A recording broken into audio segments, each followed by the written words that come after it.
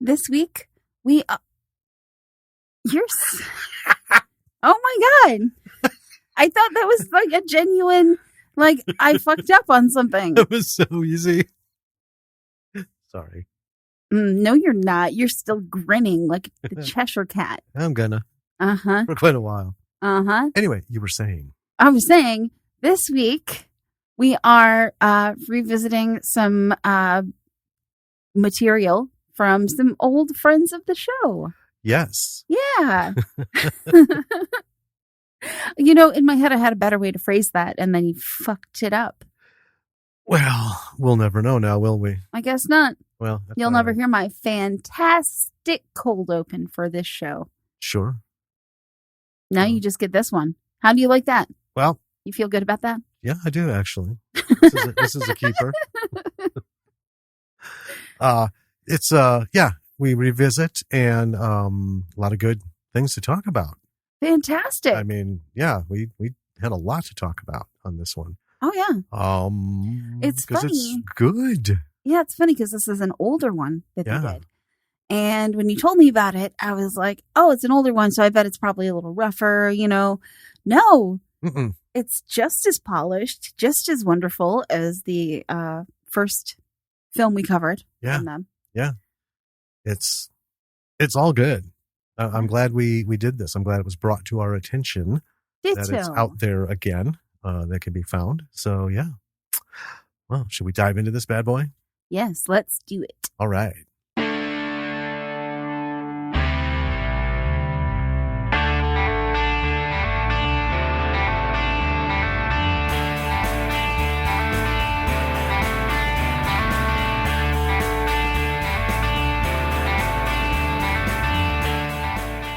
Hey, B-Siders. Welcome to another episode of Bravo for the B-Side. This is Jim. And this is Danny. You cracked yourself up. I did, I did. It's a whole thing. Anyway, cool movie coming. Yeah. This is really good. Well, this one, we knew about its existence, right? Yes. And you'll find out soon all the connections. But so we knew it existed, but at the time it wasn't anywhere we could see it. It was another one that was on somebody's, the creator's shelf in digital, maybe a DVD form. I don't even think they did DVD, maybe. But anyway, this person reached out to us and let us know this bad boy was launched out there and remastered. And on streaming services. Yeah. That it's out there on a streaming service that we can see with newly remastered 5.1 sound, which is kind of cool. So yeah, we wanted to give this thing a go and can't wait to talk about it. Yeah. But got some things going on. We are recording. This is the Sunday of Memorial Day weekend. Yeah, we've had quite a weekend so far. Yes. Got a lot of shopping done. Yes. We crammed in like a whole day of shopping, laundry, and groceries. In one day. On a Saturday so that we could enjoy Sunday with the family. Yeah. Yeah. Your mom's side reunion. Yeah. Well, it's my mom's. It's my mom's dad's side. Yeah, to be more specific. So my maternal grandfather's side. And so my grandfather has passed away. He passed away about 5 years ago. Yeah. And I have a thing about going to family reunions. I get really anxious about it because here's why. I don't know a whole lot of people, and I feel bad that I don't know a whole lot of people. I recognize faces and I want to be nice, but and then I also have the social anxiety of being with a lot of people. Right. Well, and I mean, it's a lot of people are like that. Their circle doesn't link or encompass all of the rest of the family's circles. Yeah. I get that. And so and then I feel bad because I'm like, it's not that I don't care about that side of the family. I care very much. I loved my grandfather more.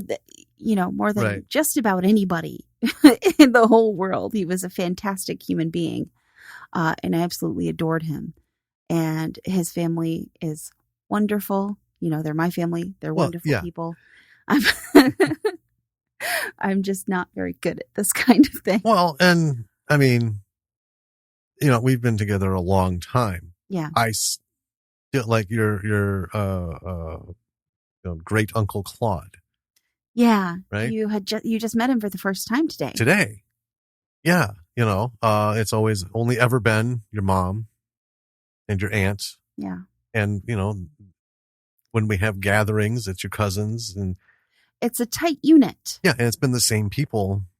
Yeah. And to me, that's the family. Right. I know there's all these other people in the periphery, but nothing's ever happened where all have been together, which I think is why they do this reunion thing.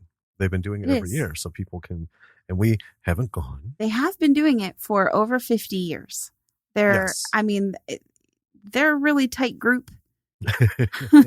And they obviously care a lot about making sure that everyone gets FaceTime with each other. I think that's wonderful. Oh, yeah. Because, I mean, I was looking. I don't know these people. They all know each other, though. Excuse me. But, I'm looking and I'm like, man, there's a lot of brand new humans.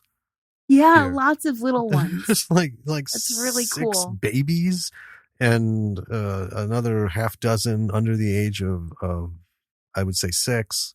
Yeah. That wagon train of kids.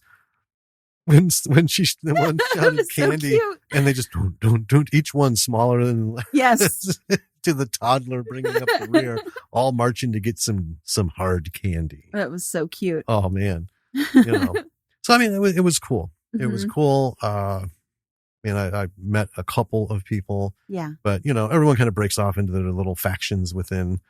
And plus, that's fine. We did some metal detecting. We did after we ate and everything while we were there, and we found a bunch of pull tabs. Yep. Bottle caps. Yep. And a mystery piece of metal that I think is just junk. So it looks like something that fell off of something and got buried, like some sort of lawnmower, weed whacker, or something. Yeah. It was all corroded piece of junk. So basically, we just found more crap, but it was fun. Yeah. And we had a lot of people checking us out. Oh gosh. You had a plethora of people.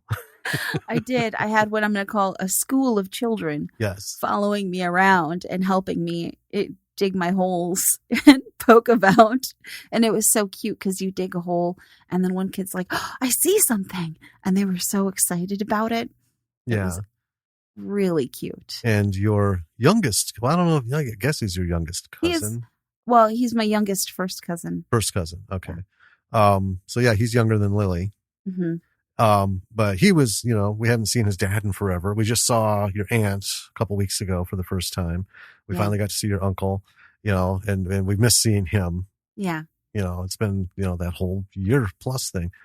And, so we broke out our detectors and he was interested in it and your uncle was. And then, your cousin, he wanted to help and God, he surprised us. He's like, I've been really interested in metal detecting. He's watching videos on YouTube.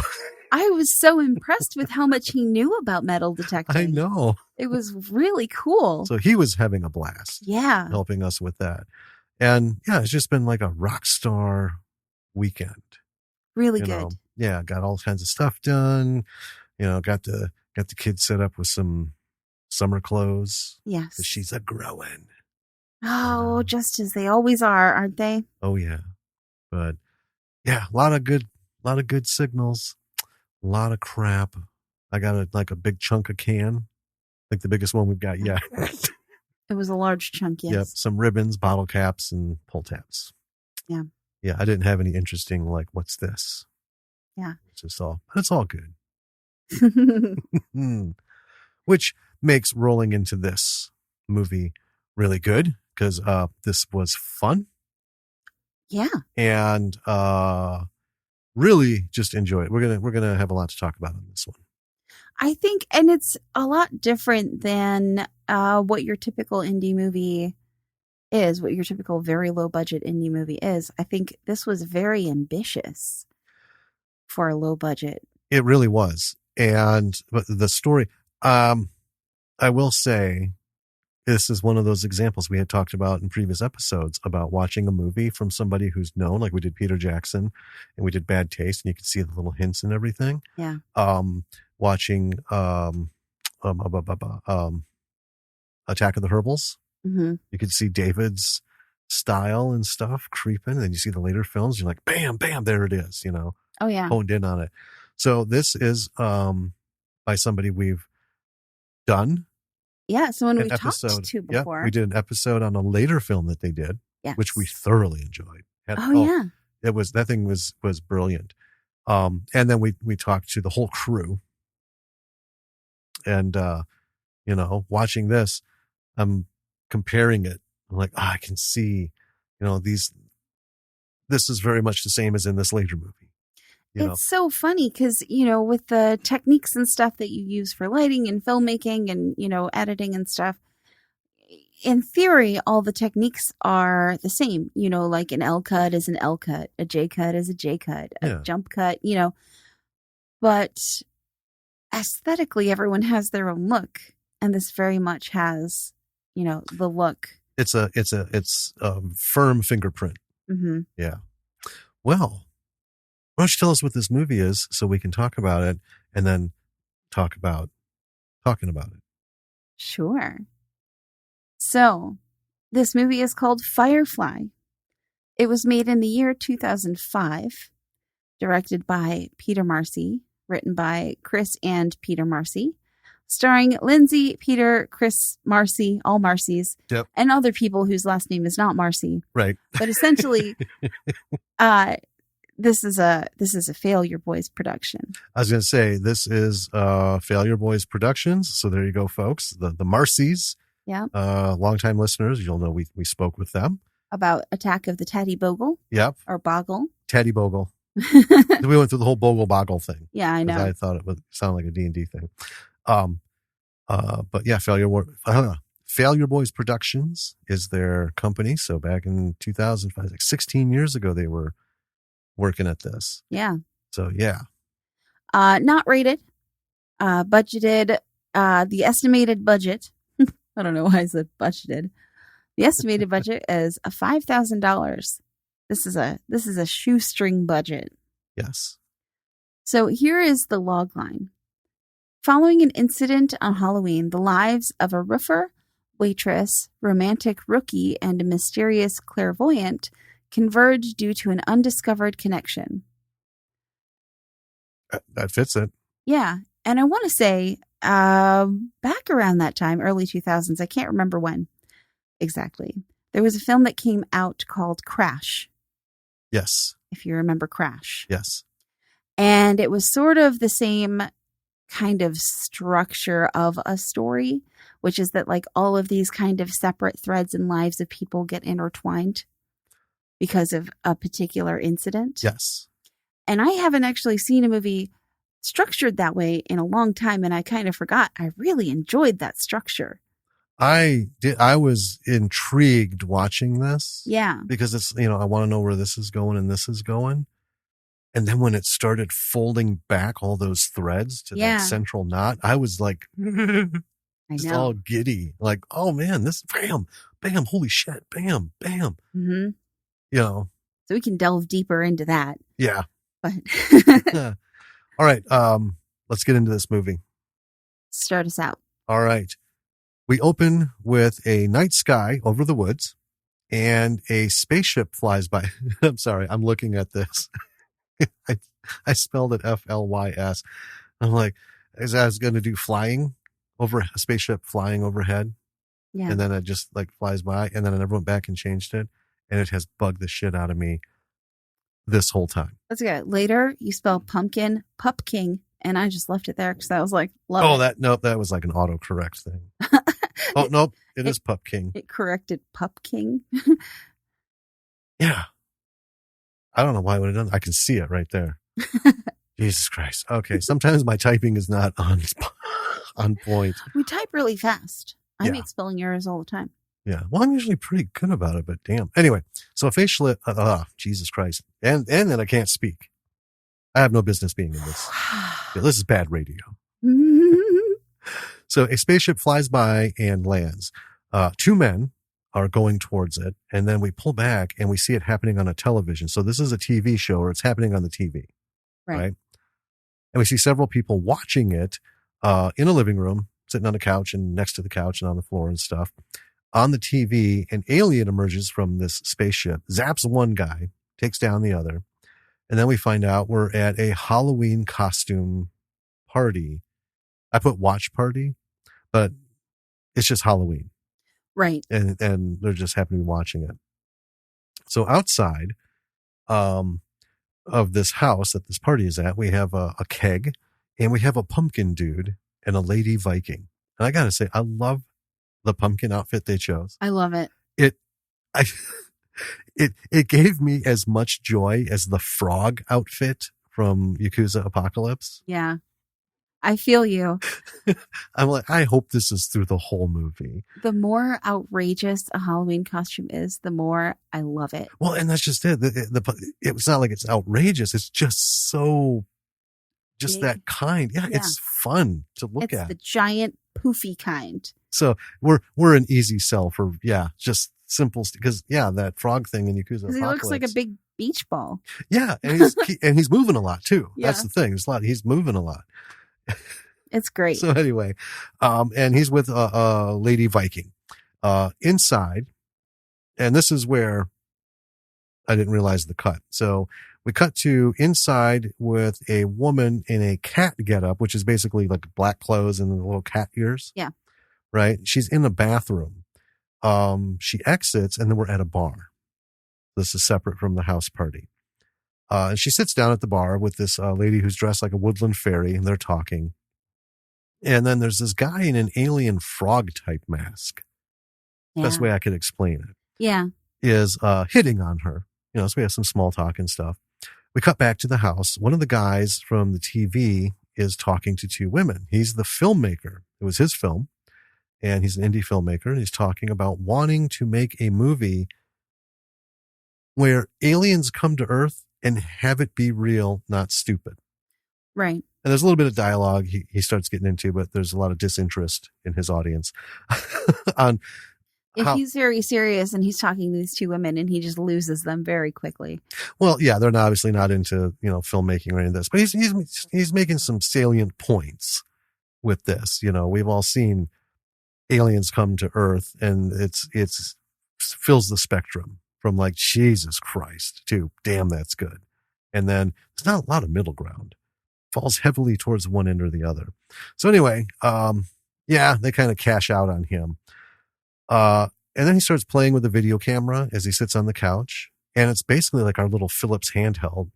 It's just from 2005, folks, think back. Or from 2000 to 2005, the little handhelds.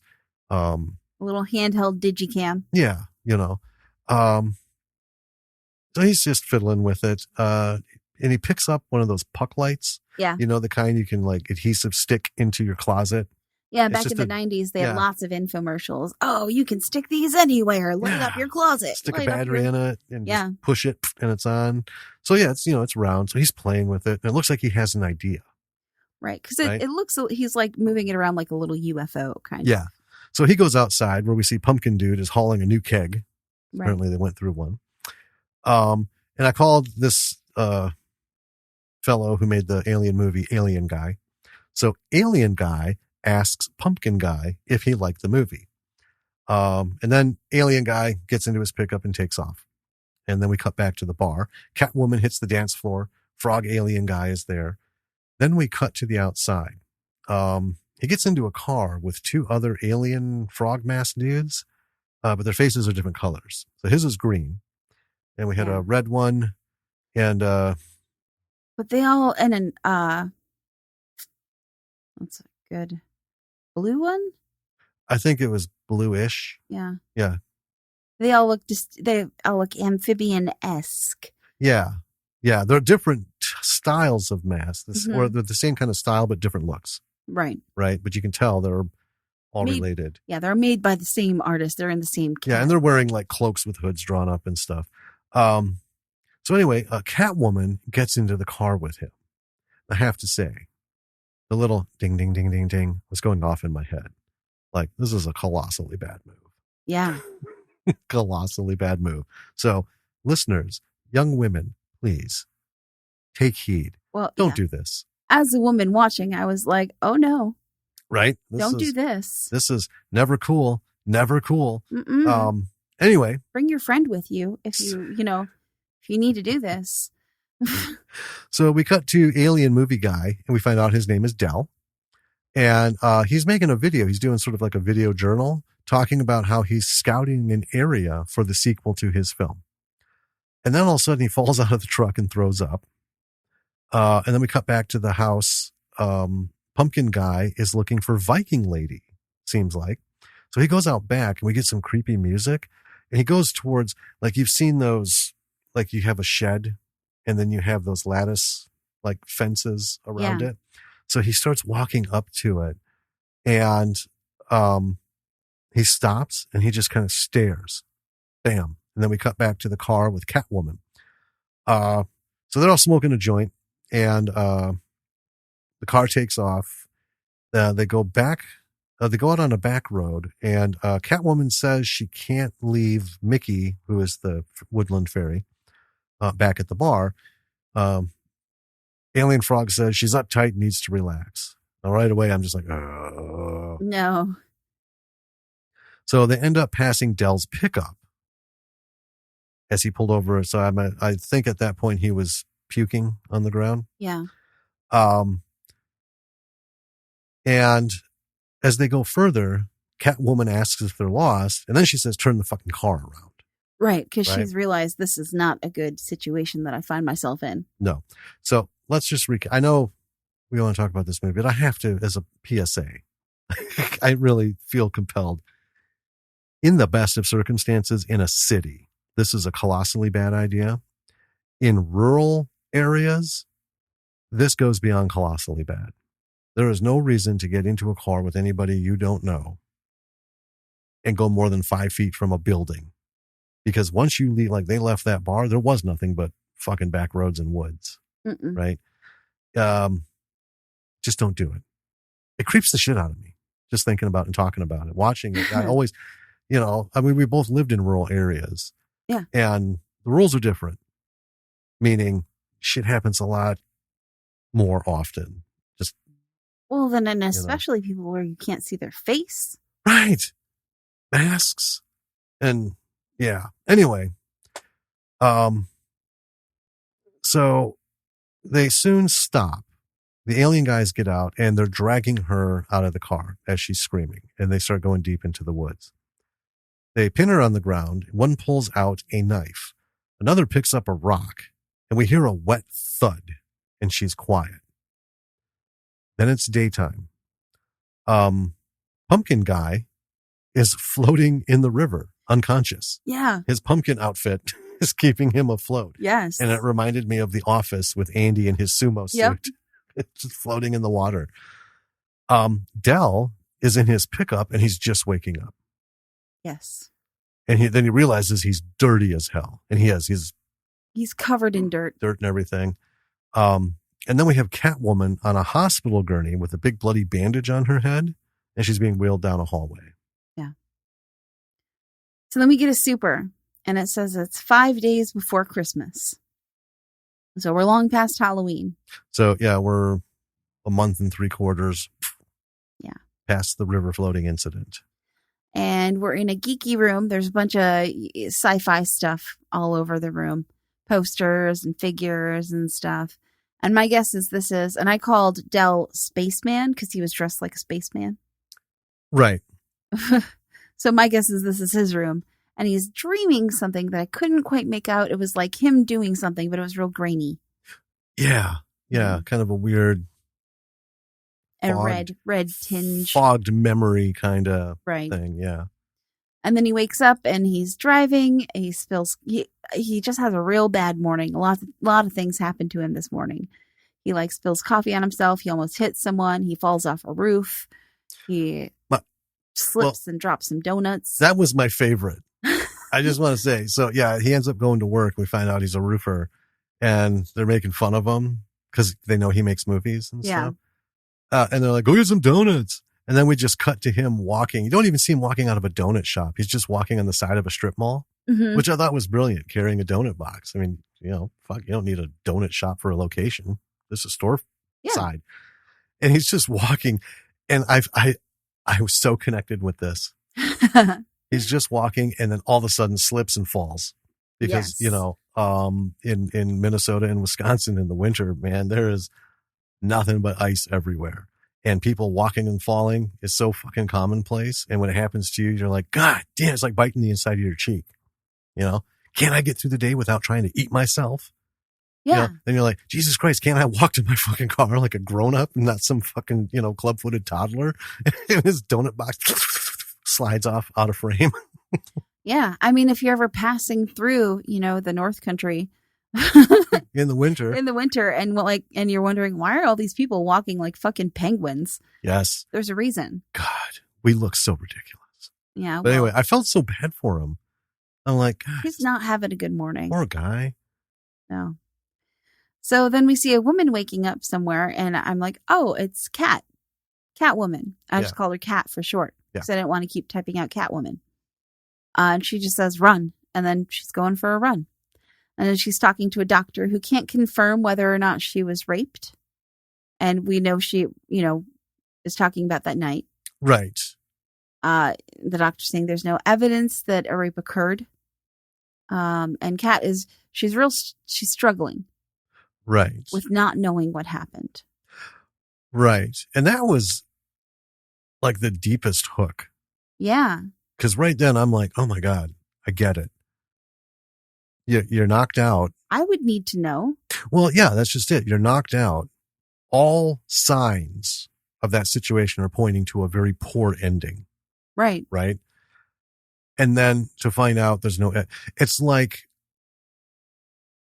dreaming that you've been stabbed and you feel it and you wake up and you feel like that, but there's no scar, there's no nothing.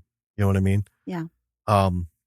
That was probably, I think, the most potent thing that's happened so far, even more than the incident ramping up.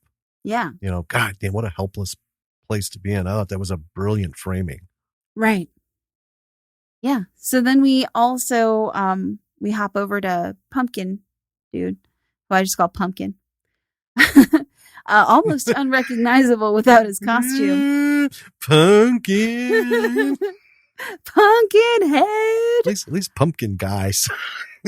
He's Pumpkin. Okay. Yeah, just. I got some pumpkin. This is my section of talking. I'll be quiet. So, almost unrecognizable without his costume, I will say. He's bringing breakfast to his girlfriend, who was the Viking woman. Right. And then he's talking with the spaceman guy, Dell. They're having lunch in a restaurant, so they must be friends. Mm-hmm. And Pumpkin is talking about how he's going to ask his girlfriend, Rachel, to marry him. And spaceman guy, he's suspicious of Rachel. He is not what you would expect in terms of a reaction of a friend saying, hey. Right. He's not like, oh, congratulations, yada, yada. Yeah, he's exactly he's like, are you sure? I don't know, man. Everybody's got secrets. Right. What? I know it does seem a little out of place for this kind of conversation. So then we see Pumpkin leaving a voicemail for Rachel. And then we see him picking out a ring. And the ring saleswoman here, she's a very aggressive ring saleswoman. Oh, God. Spot on, though. Yeah, for real. So then we see Rachel and Pumpkin are walking through the woods to their spot, is what they call it. And we learn that Pumpkin's name is Brant. So from here on out, I'll call him Brant. He brings her to a bridge, and there's like a piece of wood missing and a new piece of wood put on top. It's like a new section. Yeah, like a 6-7 inch section of the railing was gone. Yeah. And somebody bolted some wood over it to keep it together. And the word fuck is carved into it. Yeah. So then he's very upset about this, and they leave because he was going to propose to her there. Yeah, I mean, that's kind of a downer. But it did kind of, it fucked up the mood. Yeah. Right? Yeah. So then we're with Dell again, who is filming his movie. And the actors that he's filming are confused about the script. And I kind of get it because I don't really understand what's going on either. But Dell is really unhappy with their messing about. They're also being kind of dickish. I was going to say, I think they were more being dicks. Yeah. But he also isn't very patient with them. He's kind of like feeding off their dickishness and being kind of a dick back. So let me take an aside here. A dick back, if you will. Okay. So I actually had a bit of deja vu watching this. The scene reminded me of a recurring dream I used to have. And the dream was I was in this like white room. It was almost like THX 1138, just this infinite whiteness, right? Don't even know where the walls are.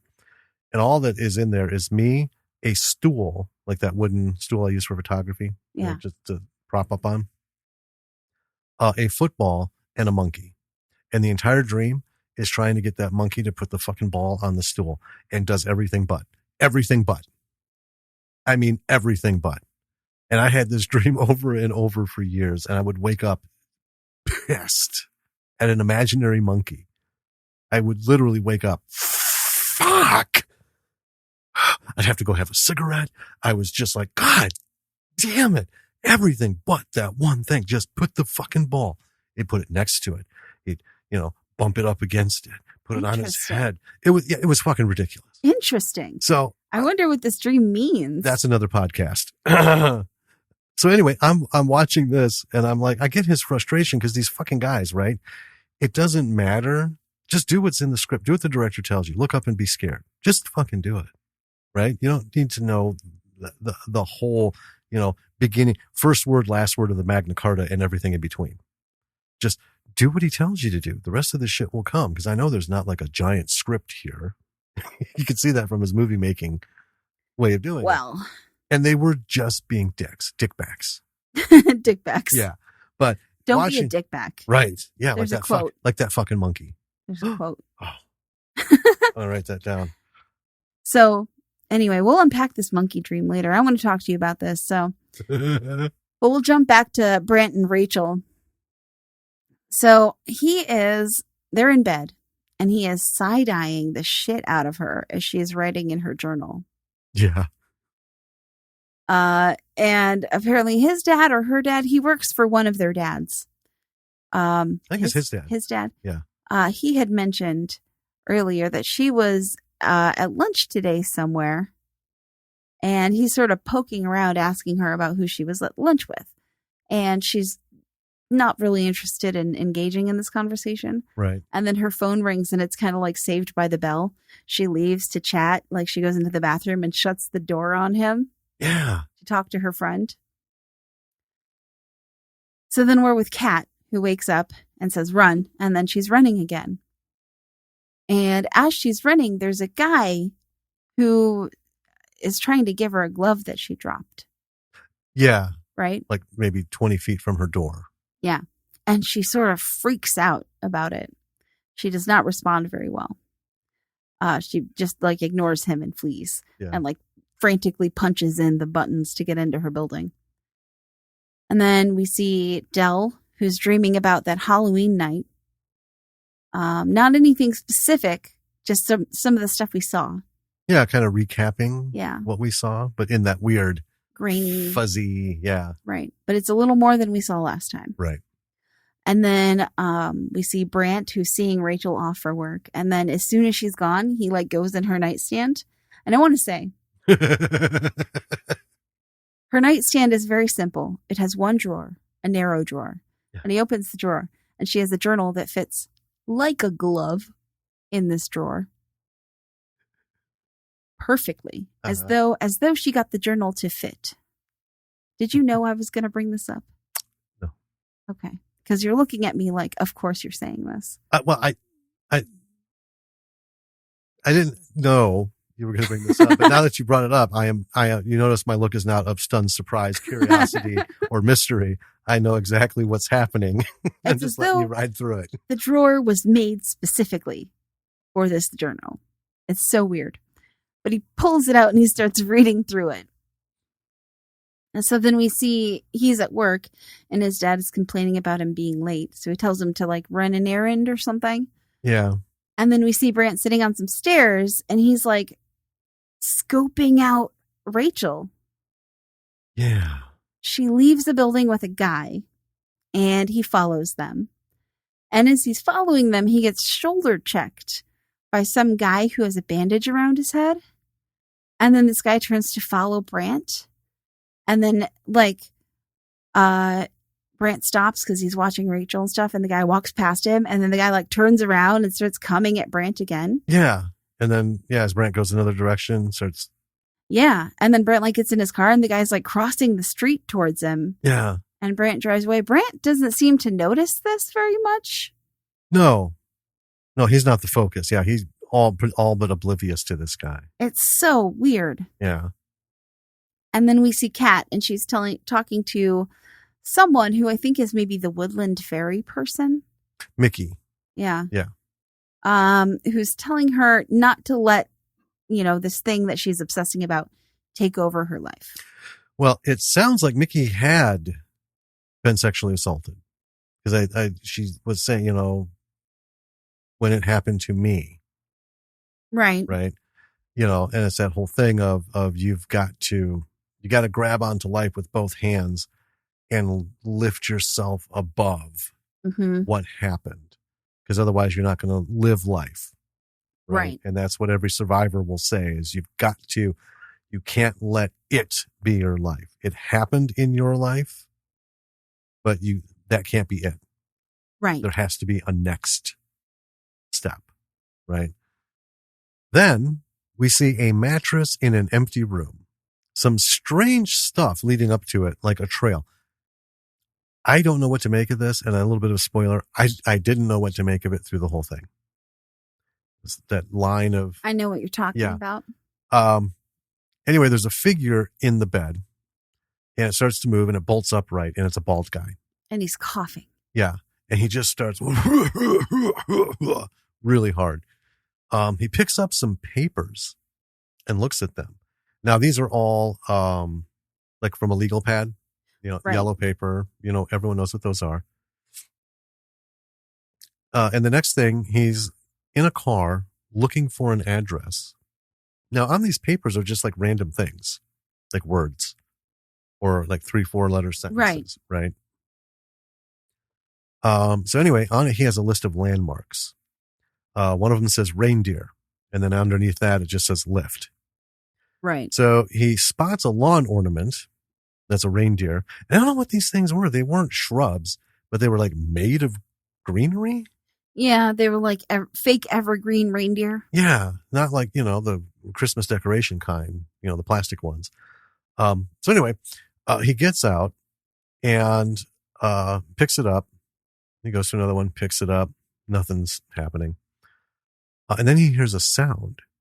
And so he runs up the near driveway into a house, goes into the house, starts looking around quickly. And then he ends up in the garage, and there's a guy in there. His car has fallen off of its jack onto him. Yeah. So the bald guy, fuck me, lifts this fucking car up, right, off of this guy, and then just leaves. Now, you were confused because you had looked down at this point. Yeah. And you were wondering why I was laughing. You're like, what happened? And I'm like, oh, he just lifted the car up off the guy. And you're like, yeah, I saw that bit. I don't know why that's funny. It's just thinking, I don't know. It just the hectic nature in which he conducted himself going through that house. Well, it's funny, and then it's like he sees this guy, he lifts the car, and it's like wham bam, thank you, ma'am. He's right off. It just tickled me. I thought, Jesus Christ. Well, that's the thing. This encounter, it was done really well. Yeah, because I didn't get the sense that he meant to go in there and do that. When he heard the sound, my impression was that he was fleeing. Because someone caught him in their yard or something. You know what I mean? Okay.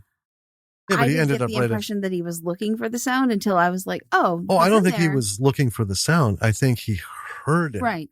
And then he was just like it was like supposed to lead him to something. Yeah. Which I'm just saying, I think it was meant to be disorienting, and it was disorienting, and it was just well done. Yeah. Oh, yeah. I don't know. It just tickled me. He just, who's this fucking guy? I just thought this was a great introduction. What is he up to? I don't know. What's that fucking reindeer? What's up with that? And then he just walks in, and literally, like he just got caught pissing in somebody's cooler, sprints to the door and leaves. Yeah. And I'm like, wow. Okay. More about that later, maybe. So now we're with Catwoman, and she's at work. She's a waitress. She's chatting with a coworker. Then there's some shouting in the kitchen, and two kitchen workers are arguing. And it's more than an argument. It's starting to get physical. They're yelling and shoving. One of them pulls out a knife from the sink and starts yelling at the other guy. And then she starts to have flashbacks and freezes. Right. So we get like real quick cut scenes of what happened to her that we saw. The dragging, the knife. Right. Coming It's out. not new information. Yeah. Nothing new here. And then we cut to her crying, and she's like knelt down, hiding behind a counter. And her waitress pad, we see, has a drawing of one of the alien frog dudes. Yeah. These are good drawings.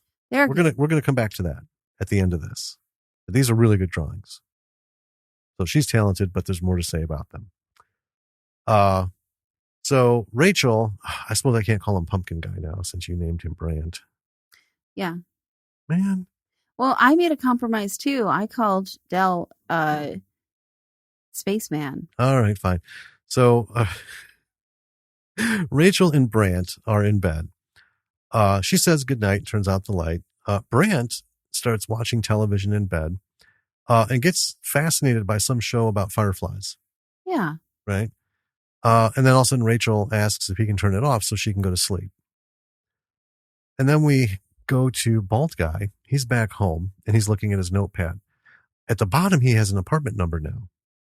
309. Yep, says apartment 309. There is a knocking. And then we see him go downstairs and open a door, and it's a woman asking if he'd like some dinner, tea, or a cookie. He declines. And then as he shuts the door, she just comments, "Don't forget the rent." So he is renting an apartment, actually renting an attic. Yeah. Because there's nothing up there but his mattress, a little nightstand. Not right? Even. It's a little banker's lamp. Oh, yeah, the banker's lamp. And then his papers. All over. Whatever. I don't know, kind of cozy. Mostly hanging from the rafters. Because we do get that shot as he goes back up. They're very orderly.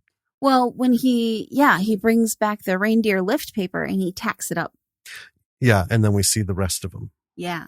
So he's on about something. He's been doing this for a while. Yes. And then we have another super. It says Wednesday. So we're zeroing in. We see Catwoman in bed. She wakes up, says run. And then we see her jogging. She gets home and is checking messages. Checking messages on an answering machine. Yeah. Still very much alive and popular when this was shot. And I know some people are like, what the fuck are you talking about? Anyway, it's a message from the guy who found her in the woods the next day. Right. So now we have new information. Right. So she was found in the woods. Okay, we got that. And saying something about taking her out to where he found her to show her. And I'm assuming she reached out, because I think that would be a really, really random ass call for this guy to make to her. Yeah. Right. But given her desire to know, I just made the assumption, well, she's been reaching out. Yeah. Yeah. And then she gets a flashback of someone slamming a shovel on the ground. It's not her having it, though. I thought she was having the flashback. Okay. So we cut to a flashback of someone, like you fill in a hole and then you start slamming the shovel on it to pat it down. It. Yeah. And then all of a sudden Del wakes up.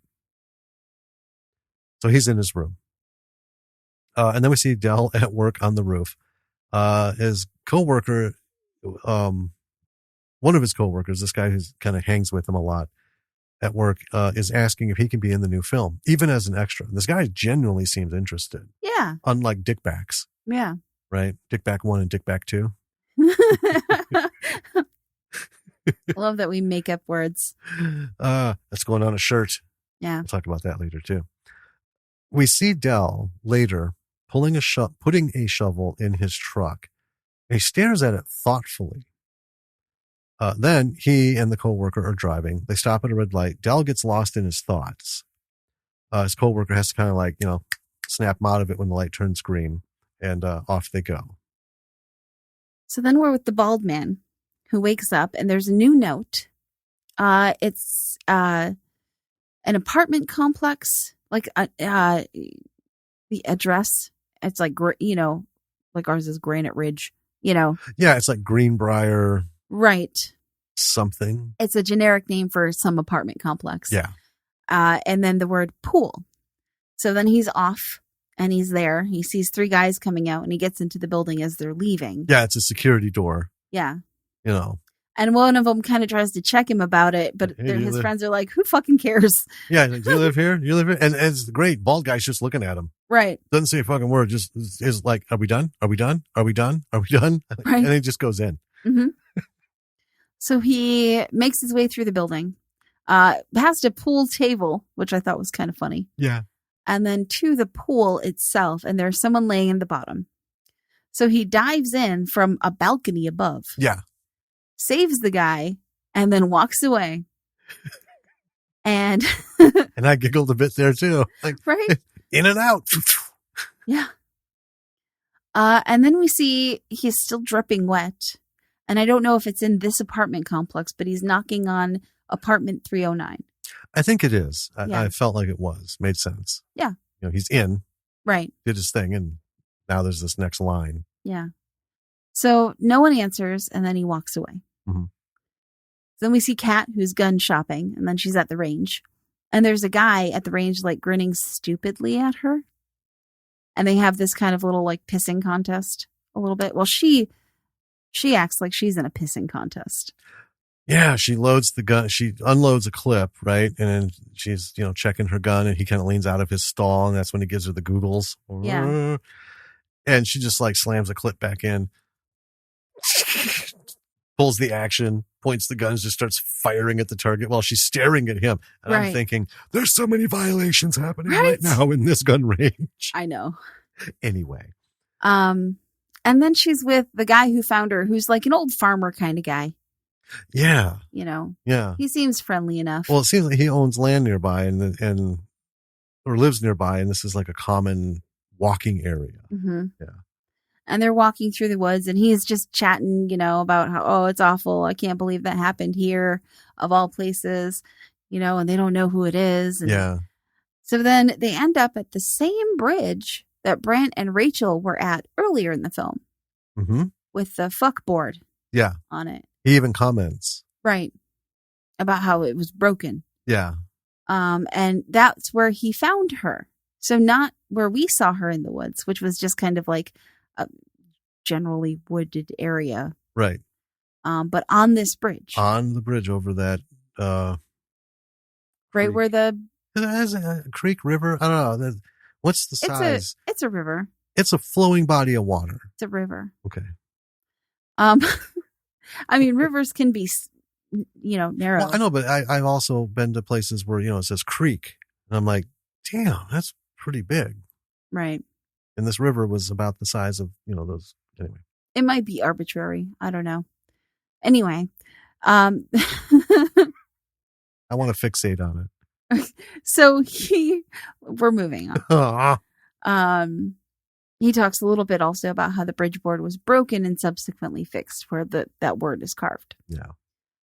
So then we see Del directing his, quote, actors, end quote. Should we just replace him with dickbacks? Directing his dickbacks. One of them is supposed to be running from an alien. Mm-hmm. And he's not doing a great job. And then we cut to Brent and Rachel, who are kind of cuddled up watching a movie. When Brent is asked to go chop some wood by his dad. And I guess they're maybe at his dad's house. Yes. And he goes outside. And here is the lattice fence that he was staring at the party. And he starts staring at the lattice fence again.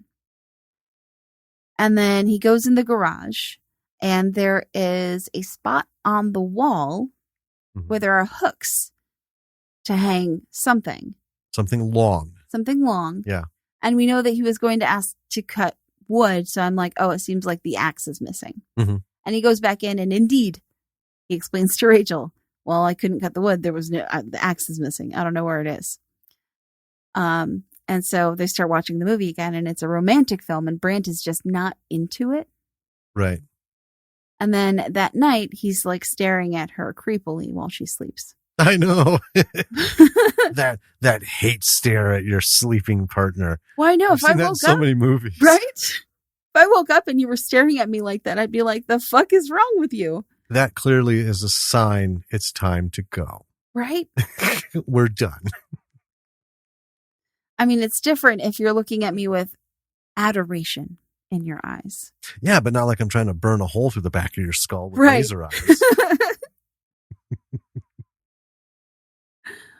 Anyway, so then we're back with Del and his coworker. And his coworker is shoveling up some roof tile. And the sound is weirding him out. And I want to say the shovel is the same as the one that gave Del pause earlier. It's a roofer shovel. Yes. It's serrated-ish. Yeah. At the end. And on the back, it has some V-shaped divots. Yeah. And this is specifically a shovel for like peeling off old roof tile. Yes. Anyway. But still usable as like a general shovel, as all shovels are. So the sound of this shovel is weirding him out, and he ends up accidentally flinging himself off the roof. Yeah. And I giggled. I mean, because I feel sorry for the guy, but I don't know. It's just shit like that. Yeah. Randomly, it's not really slapstick, but I mean, it's a guy on a roof. Right. And he falls off. I can't help it. I'm a horrible human being, but that shit always tickles me. Oh my God. Well, I think a lot of it is growing up with, Charlie Chaplin and, Buster Keaton and Harold Lloyd and all that shit. Three Stooges, especially. Holy Christ. It just tickles me. Who's the watermelon guy? Oh, Gallagher? Yeah, that's the one. Yeah. The watermelon guy. You knew though. I did. I've seen most of his stuff. Yeah. I mean, because, he was around when I was growing up. He's been around a long time. That's true. Yeah. Anyway, so then we see Rachel who's waking Brant up, and he's on the floor for some reason. So she asks, and he says his back was sore. Clearly a lie. Mm-hmm. And then she asks if he's mad at her. I just want to comment on that. I actually thought he was a bit mystified about being on the floor. Oh, I don't think he was. Because he kind of looked, I don't know, I just got the idea, watching it, looking at him, it felt like he was like, my back was sore. Like, he didn't intentionally, set up camp. He just ended up there. With all the weird shit that's been going on to this point, that's kind of gave the vibe it gave me. That's but, fair. I mean, you could be right. Hey, either or. Yeah. And either way, he was on the floor. Right. And there were questions. Yeah. Well, she's like, are you mad at me? And he doesn't really have a good answer for that. No, he doesn't. Because I don't think he knows if he's mad at her. No. It was one of those, are you mad at me? Is that a response? Right. Then he's setting up recording devices all over the place in their apartment. And this is like Johnny from The Room style. I love that you put that there. I did. You had it in your notes too. I did. He's putting all these recording devices over, and I did the same thing you did, Tommy Wiseau style.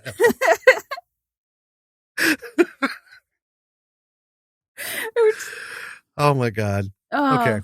And I'm like, this can only end badly for you, my dude.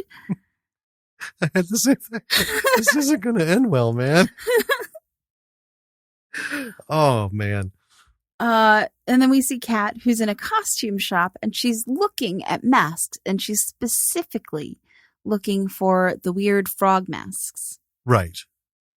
So she asks the owner about it and even shows him some of her drawings, and he doesn't have any, but he refers her to a guy who makes them for Renaissance Fair. Right. Right. So then she is at that guy's shop, and turns out this mask maker is the guy who made those masks specifically. Mm-hmm. He has a drawing of one. And she's like, well, who bought it? And he's like, I mean, somebody on this list, maybe this guy. I mean, he's a mask. He makes, 100 of these a year. He can't really be expected to know by heart. Right. It's not like he keeps tabs on everyone who buys a mask. And so she buys his mailing list, since he doesn't know for sure who bought it, but he's like, maybe this guy. I don't know. Mm-hmm. And then we see Del. He's filming again. Yeah. He's not. I don't think he's a good director. I think he's a terrible director. I don't think his actors are very good, but I also don't think that he's a good director. I just think the fact that his actors are bad doesn't mean that he's a good director. Oh, no. But, I mean, Anyway. And then at home, he's like boxing up all his sci-fi stuff. He's ripping posters off of the walls. He's like throwing his figures into a box. Again, can I just say something? Yeah. This was an emotionally disturbing moment for me in this film. Mm. Folks, watch this. And when you see these scenes, you get even better views of these wonderful fucking collectibles. That's true. And to see them manhandled in such a way as to literally bar sweep them into a bin. And that's what he's doing, yes. Too. I was like, God. It's like people on movies and TV shows who slam their laptop shut. Oh, yeah. For what reason? Oh, and for our listeners, you can verify this. Yeah. I get really upset. Oh, and vocal over that. Every time it happens, no matter what we're watching, I can't hold back. I'm like, God damn it. I get side eye from you if I'm like getting vigorous with my typing, if I'm in the zone and I type too hard. I can actually physically feel your side eye when that happens. The weight of your finger is sufficient to push the key down. And now I understand being in the zone because I'm the same way. But you are a slightly more exuberant typist. I am a very exuberant typist. I can't help the way that it flows out of me and into my fingers. It feels like you're hate typing. No. That's passion, baby. That's passion. Okay. All right. And this is hilarious to me. Yeah. Of all of this stuff that he tore off the walls and boxed up, he's now sitting at his keyboard, and he has left up only a small, like a 6x9 photo of Han Solo. Yeah. By keyboard, synthesizer keyboard. Yeah. Yeah, not computer keyboard. Right. Yeah. Oh, yeah, because we were just talking about a keyboard. Yeah. Yeah, no, like a musical keyboard. Yeah. And it's just, of all this stuff that he ripped out, he just left this picture of Han Solo up. Yep. And it's funny because the angle of the picture, the way they captured Harrison Ford, it looks like he's eyeballing him. Yeah. As he's making these space sounds on the synthesizer. Yes. It's like, dude, Harrison Ford is not approving of this. Right. Yeah. So that's what he's doing. He's having Han Solo stare at him while he fiddles on his keyboard, making, like the Casio sci-fi sounds. Yeah. Once we recover from Harrison Ford giving hate stares at Del for whatever reason, we jump to Brant. He is telling Rachel that he's leaving and he'll be back in 2 hours. And then we see him turning on the tape recorders. Yes. Here we go. At least they showed him turning them on. That's true. Tommy flipped them on like 6 days ahead of time, and somehow they were magically running and didn't run out of tape. Let's, back, and they only those tapes only record like 2 hours of content at most, and all those little ones usually 30 minutes, maybe an hour if you do it at the slow speed. Yeah. So anyway, we cut to Catwoman, and she's at work dealing with a truly dickhead customer. Yeah. And some guy in the next booth is watching her do this. And she leaves to get her dickhead customer a drink because he's, one of those, it's on the, bottomless drink thing, whatever, blah, blah, blah. And just, I want a manager. I want this. I'm going to sue you. So she goes to get him a drink, and the fucking guy leaves. Yeah. Like, what a total dick. He's not even a dick back. No.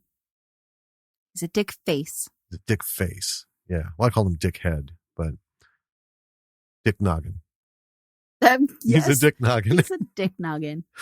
So when she comes back, the guy at the booth says he'll pay for it. She shouldn't have to put up with that. And, they shouldn't have to lose the money on it because he ordered it. I mean, it's right. It's wasted. And then they're talking, and he says he should go out in the parking lot and hit the guy in the face. I mean, he's not like hateful doing it. He's kind of like just sort of trying to help ease her. Seems like he's trying to make her feel better. Yeah. And, as he's babbling about stuff, she smiles, which is the first time since the bar we've seen her smile. Right. Yeah. And then Brant is back. Rachel is in bed watching TV. He gets into bed. She asks him why he loves her. He flusters, and then she's like, she gives him some stock answers. So she answers the question because I make you laugh or this and that, and da da da. And he's like, sure. He's like, yeah. And then she's like, well, those aren't good reasons to love someone because they're qualities everyone has. Right. Right. And I saw that. Yeah. I got that. But I also felt like, nope, I'm not going to get baited. I'm not going to get baited. I'm not going to be Team Rachel. Something's still afoot. Something's still afoot. Brant's a little inept. I get that. But something's up.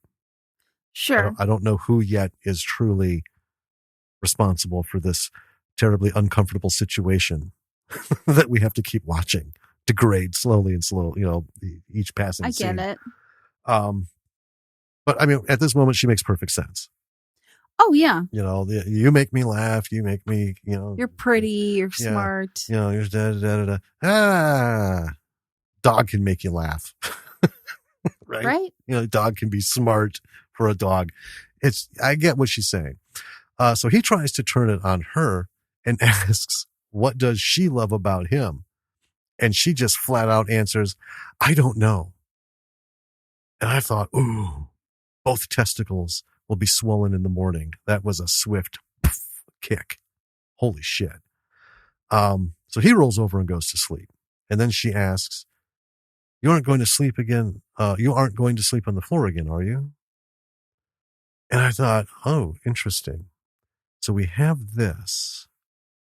This is weird. She's like a ice cold bitch. She's an aloof bitch. He's an inept dick. He's a concerned boyfriend. And then all of a sudden, after this whole exchange, she's more worried about him being on the floor than going to bed angry, which is saying, she's not like cashed out, because that was harsh. What do you love about me? I don't know. Ooh, damn. Well, I feel like, I feel like the way that she said, I don't know, was in the thoughtful sense of it. I don't feel like she was brushing him off. Oh, I don't think she was brushing him off. I think she was frustrated. Yeah. And to me, it sounded like, I had reasons, but now I don't know. Because it did seem like the way she was going at him, it's like she's at the cusp of something. It's just like, he needs to up his game, or there's some weird shit going on. It sounded to me like she was trying to figure it out. Right. Trying to understand something. That's why I'm like, nope, that's too sudden. That's too soft and sensible. Something I'm not going to be misdirected. I shall not be misled. Ooh. Yeah. But I just thought it was an interesting dialogue choice to have her, that character ask, you're not going to sleep on the floor again, are you? And she doesn't do it bitchy. Like, you're not going to sleep on the floor again, are you? She's legitimately, right. You're not going to sleep on the floor again, are you? Right. She wants, so I'm like, I don't get this relationship. It's so fucked up. What's going on? They both clearly care. Yeah. But they're both clearly fucking confused about something. Well, yeah. Right? So then we cut to Catwoman. She wakes up, says run, does her thing. Dell is having another flashback. Bald guy is waking up coughing again. Looks at his notepad. Now, in all caps, all it says on the page is leave now. Yeah. The dude follows his notes. We see him leaving. His landlady is watching the news, and suddenly his picture comes up as a missing man who went missing about 2 months ago. Yeah. And she starts to call the police. I mean, while this is happening, he's like, whew. He's gone. Yep. Comes in from screen right, out the front door, screen left. Mm-hmm. I'm like, well, at least he's consistent. Yeah. Well, he does what his paper says. He comes and goes. There's no bullshit in between. I love that. Catwoman is at the bar where the Halloween shindig was happening. She goes in and it's basically empty. Right. Right. Brant is in his truck listening to the tape recorders. Bald guy is looking through his papers. He's got his whole stack with him. And at the bottom of many of them is apartment 309. We see that now. That's all of them except the one that says leave now. Okay. And then because we didn't see the bottom on a lot of them. Mm-hmm. We just saw the camera focused on the words that he was, right. Lift, things like that. He starts flipping through them, and then we see Brant's name. And then Dell. Yeah. And then some words like cheapskate and stuff, like, single word descriptors. Not all cohesive. No. So something, okay, so he's following his own mental puzzle. Something's going on. Then we cut to Catwoman. She's talking to the bartender trying to get some information. We see a missing persons poster, and it's bald guy. So right. What we saw on the news, same thing. And then he runs into an ice skating rink, and on the paper it says find David. Then we see we hear a woman off screen asking the ice rink DJ to call for David, her son. So he's like, David, your mother's waiting for you. Bald guy looks at the paper and sees stop twins. Right. So he runs outside, sees where David and his mother have gotten off to. Oh, no, that wasn't even them. It was somebody else. It's a guy, and he's got David, the little boy, and the guy has like a sports team. It's like some twins. Yeah. So he goes out to chase they're in the minivan, and he leaps and grabs the trailer hitch, but eventually slips off. This was cool. Yeah. This was actually bald guy being drug along. Now, I'm not trying to minimize it, but the aforementioned ice that caused Dell to slip with the donuts, that is, rampant up here in the north. He's being dragged along this ice, which is a far safer thing to do than drag somebody on asphalt. Right. Right. But even still, not without super kudos. That's dedication. Right. And we know before Pete was talking about getting people to do stunts. Yeah. And sometimes realizing, oh shit, maybe we should have talked about that first. Right. I wonder if this is one of those instances. Potentially. Anyway, so yeah, the thing starts moving, and then he eventually loses his grip, mm-hmm. and the van drives away. So then we see Brant, and he's in his car or truck or van or whatever it is. And he hears Rachel. He's listening to those recordings. He hears Rachel talking to her friend Tara. She's talking shit about Brant. And then she's talking about someone who is taller and longer than Brant. And this little interchange seems to be the confirmation that he's been waiting for, because he plays it over and over. And then we see Dell, and he's showing one of the actors his film. And the actor is like, oh, you nailed it. The music especially. And goes on about this for a bit. And then it turns out he was fucking with Dell. He's like, the music, it gives me this primal urge to vomit. It's awful. And he leaves. And then we see Brant. He's at home with Rachel, and they're bickering. They're getting ready for something. Party. Christmas party. Yeah. Her family's gathering. There's a lot of contempt between both of them. So, you know, the like semi-tenderness that they had the night before has been fucked up by Brant, you know, listening to this recording, and now they're both just at each other. Oh, he's in a funk. Yeah. And she's clearly feeding off of it. Yeah. Yeah. Because he's being shitty. And, you know, not for no reason. So then we have Kat in the restaurant again, and she sees I called him tea guy because he was like, I'll take the tea. I'll pay for the tea. But he's the nice guy. Yeah. And so she goes to talk to him, and he asks if she's done for the day. We cut to Brant, and we're doing kind of a lot of cutting back and forth. Brant at the party is offered a drink, and Rachel just in her cut, she's like, no, he doesn't drink because this one time he ended up in the river. And he doesn't know how he got there. Right. He has a problem. And Brant is like, fuck you. And he takes the drink. And I'm like, woof, this is awkward. Right. And we see a guy at the party who's like making eyes at Rachel. And she's making eyes at him. And Brant sees this. Mm-hmm. And then we cut back to Kat, who's... Just before we start with Kat, I just want to say, to paint the picture, everyone knows this situation. So he's at her family's party. Right. You can clearly see he has no allies. Right. That would be like me going with you to this reunion today. And then picking a fight. Well, not only just picking a fight, but knowing that at least half the people there fucking loathe me. For whatever reason, right? And then, acting like a turd and then picking a fight. I mean, talk about fucking man without a country. Yeah. This was you were right to say awkward. It was so uncomfortable. Holy shit. That's a good point. So then we cut to Kat, who's talking to the nice tea guy. And then she's actually laughing while they're chatting about like a loud guy in the restaurant that they can overhear. And he asks her out, and his name is Scott. And she's like, well, you know, where's out? What, you know? And he asks if she wants to go to church, and she kind of laughs, and he's like, no, really, you know? Mm-hmm. And she agrees to go with him. Right. So then we see Dell, who is like going through all of his stuff in a crawl space. He's got his bin of stuff, and I thought he was packing it into it. So, but maybe he's bringing it out. I'm not sure.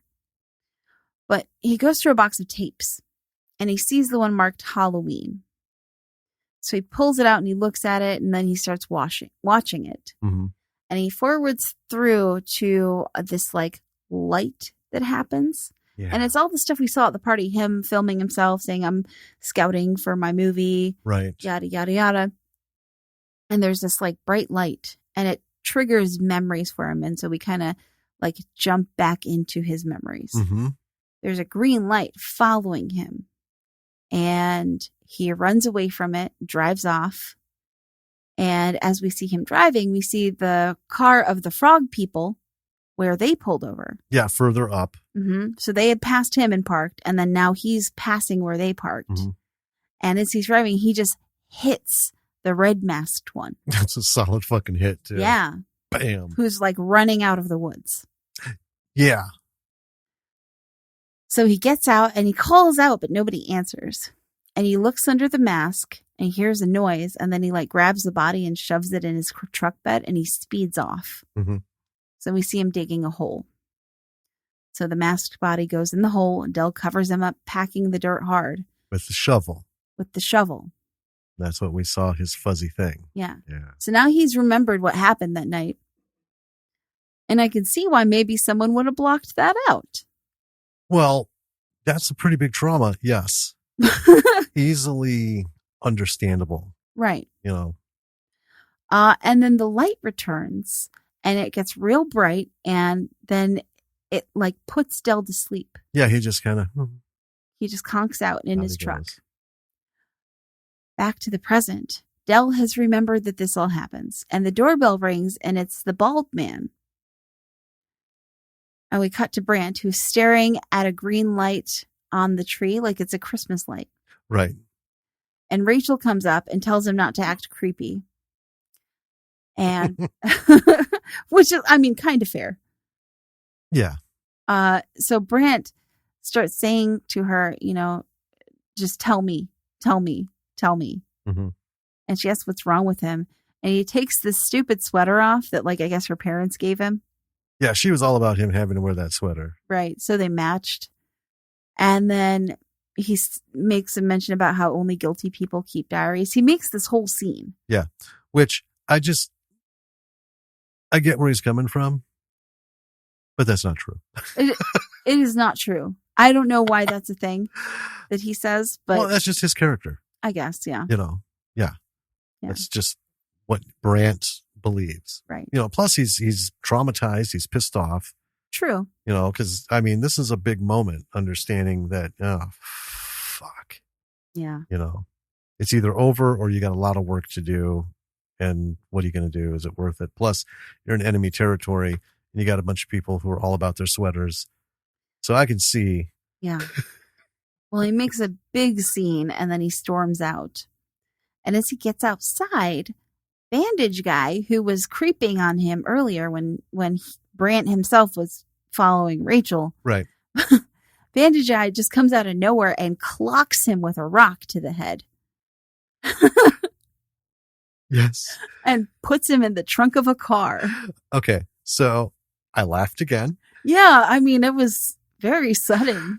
And because it was very sudden, and it immediately reminded me of Attack of the Tatty Bogle. One of my favorite scenes is when they're like, let's get this car over these branches. Lift him out of the way. And all this is going on. And illuminated by the taillights is the fucking murderer, the masked murderer, just strolling from the right side of the screen to the left. Like, and I worded it in the episode, like he's just going from one aisle to the next in Walmart. Right. Yeah. Not creeping at anybody. He's just like walking across the screen like, gotta go get some, you know, dun, dun, dun, dun. It cracked me the fuck up every time I saw it. And this was just like, boom. And he just like does this thing. And I'm like, oh my God, Bandage Guy. Me. Yep. Oh God. All right. So. Forgot about Bandage Guy, didn't we? Yeah. Yeah. So as we're recovering from that, I'm laughing my ass off at a terrible situation again. I'm such an evil shit. Catwoman and Nice Guy are driving in separate cars from the restaurant. They get further up the road, and another car pulls out from a side road to follow them. It's the white car from Halloween. Yeah. The white caddy. I think it was a caddy. And it's got, it's an older one. Right. From Halloween night. Bandage Guy is driving it. Mm-hmm. So we know who's in the trunk. Right. Sorry. It still tickles me. They pull up to a church in the parking lot, and he asks if she wants to go inside. And then, Jesus Christ, slams her in the fucking face. With his elbow. Yeah, just wham, and knocks her out. And that was actually startling. I was like, Jesus Christ. And she gets tossed in the trunk with Brant. They see each other as this is being done. She's kind of like coming out of it. He's coming out of it. And there's a glint of green light as they catch each other's stares. Yeah. Right? And then we see what Brant saw that night behind the fence. So he goes up to, to get some wood for the fire. The fuck was he doing out there again? Oh, he was looking for Rachel. Duh. Yeah. Yeah. So he was looking for Rachel. He got to that lattice fence, and what he saw through the lattice work was Rachel blowing some guy from the party. Right. It was obvious. Couldn't mistake that. Nope. So Brant then went into the garage and got an axe. The axe that was missing. Yeah. He's the one who cut the railing on the bridge. So we see the spot where that board it is now. What was there were their names with a heart around it. Right. That was their spot. So, Brant and Rachel with the heart. And he just like hacked that the fuck out. Yeah. I get it. Right. Then he hears some screaming. So he runs and he sees the 3 alien frog guys and an unconscious Catwoman. And he lifts the axe and just fucking goes in there after him.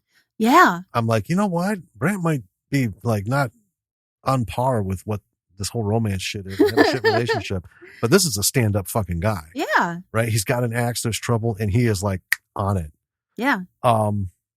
So he goes in and just goes after him. He picks up Rachel, tells her to run. And both of them run off. It's not Rachel, it's Catwoman. Or Catwoman. God damn. I wrote Rachel. That's fine. That was a Ron Burgundy moment. That's all right. Fuck. Ooh, now I know I can fuck with your notes when I do this. I am trying to get through. Really? What? We'll record this separately and I'll edit it together. I'll just read real slow like this, and then I'll just speed it up. That's bad radio. No, I'll speed it up in the edit so it sounds normal. No, you'll sound like a Muppet. I know how to tone it down. Yeah, I learned that. Yeah. You'll sound like a Suck bassy Muppet. You're a bassy Muppet. So he picks up Catwoman, tells her to run. So they run off, and one of the alien frogs picks up the axe and runs after them. So there was some scuffling, and he lost the axe. Mm-hmm. And they run across the road. And then they hear a thud. And what it is Brant and Catwoman run across the road, 2 of the alien guys, and the third guy, red alien guy, he's the one who ran across the road. That's when Del hit him. Yeah. I do want to say when he picks her up and tells her to run, it's very, very much the way she wakes up and says run every morning. Yeah. Run. Yep. Good point. Yes. I was like, that's why she does that. So Del's hit the alien frog guy, the red masked one. They reach the bridge and they see the green light. And then there's 3 other white lights around it. They all shine on them. Brant falls over into the water. Falls over his broken railing. Well, he's passed out because they both pass out. Rachel passes out right there. Or damn it, Rachel, Catwoman. Why did I keep writing Rachel? I don't know. Catwoman passes out on the bridge. He passes out and falls through that slender opening. His big pumpkin suit did not save him. No. Now we have Del and the bald guy are driving. He tells Del to stop the truck. Del does. The white car passes them. Hmm. Bald guy says, go, go, go. And Del follows the white car. Eventually the white car pulls over. Del pulls over behind it. Bald guy gets out and Del asks, what now? Bald guy says, I don't know, but it must end here. Out of the white car, nice guy gets out and is talking to bald guy. We see nice guy having a flashback, putting on the mask. Nice guy was the green guy. Yes. He was the green frog alien. As he's doing that, bald guy is there with him. He was the blue. No, he was the red. Bald guy was the red frog, alien frog thing. He's the one who got hit and buried. Yeah, the one that Del buried. Yeah. So we have a flashback. We cut back to the grave after Del has gone and the green light is there. It goes into the ground. And then we see bald guy breaking through the dirt, now alive again, coughing. So that's why he's been coughing the whole time. Every time he wakes up. Yeah. It's like he's waking up from that grave, you know. Well, and the other thing is, we know also that Del saw his face because he looked under the mask. Yeah. So now we know why Del went with this guy unquestioningly. Right. Yeah, he knows who he's talking to. Anyway, he looks over to the truck and Del, and then he attacks nice guy. This is bald guy. Bandage guy gets out to fight, but Del runs him over. Yeah. It's pretty great. Yeah. It's like, nope. Bald guy strangles nice guy. Dell opens the trunk. Brant and Catwoman are now in his pickup. They've been taken out of the trunk. Bandage guy is crawling away. Dell grabs the shovel to finish him off. Like, he sort of gets like, enough of this shit. And bald guy stops him and tells Dell to just leave. Dell walks away and then turns. We cut to a guy with a very fake beard. He's a fake Dell. And he's talking to what seems to be a new bald guy. Fake bald guy. Yeah, fake bald guy. And what we're seeing this last bit is another film. This is Dell's film. Based on this whole event. And there's just some jibber jabber. Bald guys from Neptune. And we cut. We're done. End of film. Now, glasses are off. Yeah. You okay there? Yeah, I was just standing up from my stool for a minute. Oh. So, let's talk about this movie. Yeah. First thing I want to talk about, so we don't forget, is the illustrations. Those illustrations of the mask from the waitress and the Ren Fair mask maker guy and stuff. Yeah. That was all Chris. Oh, cool. Chris Marcy, remember? He sent us all that artwork. Yeah. For Attack of the Tatty Bogle. The end credits of this are awesome because it's done over like a scrolling legal pad. Mm-hmm. Just the yellow with the, lines. And sketches. And all these beautiful sketches. Chris Marcy is fucking excellent at this stuff. Yeah. We watched the whole credits. Because these little illustrations. We normally tune out, but I watched through. Yeah, he's just so good. We saw his later work, but to see him have done this, that was just fantastic. Mm-hmm. I just wanted to mention that because it's a delight. Let's see, where do we begin? So, one thing that I really enjoyed about this movie is that it is this sort of tapestry style storytelling. Mm-hmm. If this is a style of storytelling that you want to study and perhaps, create. Mm-hmm. There are a lot of films like this, but there are also not a lot. It's this kind of like very small subgenre of drama or whatever it is. They exist across all genres, but it's a really beautiful and interesting way of storytelling, and it is not easy to do. It isn't. There are a lot out there. But here's the thing. Most of them aren't memorable because they're done poorly. Sure. And you just kind of brush them off. What's the one? Life of David Gale? Yeah. That is like this. A whole lot of shit going on. And then it all revolves around that one pinnacle moment. And then you get where that's different is it doesn't do it right at the end. That's not where it ends. It comes together in that one knot. And then from there, it explodes out again. Right. There's a bigger picture into what just happened there. Yeah. All these things are answered with this one situation that, he was there when she got, filmed, killing herself and he helped in this and he set himself up. Why? The bigger picture comes out. Yeah. So it was okay. I like this way better. It's a very intriguing way of storytelling. It's these random things going on that have a cross point. But that one thing didn't happen to all of them at the same time. So it's not like they all were like stranded on a bridge or some shit in the middle of their stuff and they all shared this UFO experience. Right. And then it just like blacked out, right? This was, Dell saw it.